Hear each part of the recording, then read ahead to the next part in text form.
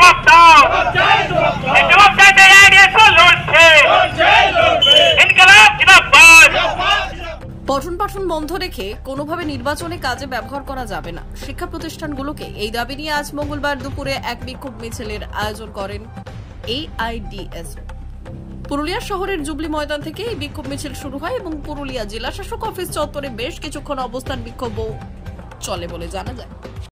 আমরা ছাত্র সংগঠন এআইডিএস এর পক্ষ থেকে আজকে ডিএমের কাছে আমাদের একটা কর্মসূচি ছিল। আপনারা জানেন যে সিধু কানু ইউনিভার্সিটি আমাদের জেলার, সেখানে ডিসিআরসি করতে চাইছে, তারা নির্বাচনের কাজে ব্যবহার করতে চাইছে ইউনিভার্সিটিকে। আমরা এর তীব্র বিরোধিতা করছি, প্রতিবাদ করছি।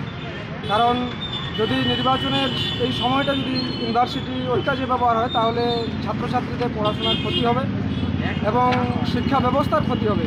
এই কারণে আজকে আমরা ডিএম দপ্তরে ডেপুটেশন কর্মসূচি নিয়েছি। কি নাম আপনার? তন্ময় মহাপাত্র, পুরুলিয়া দক্ষিণ এআইডিএস।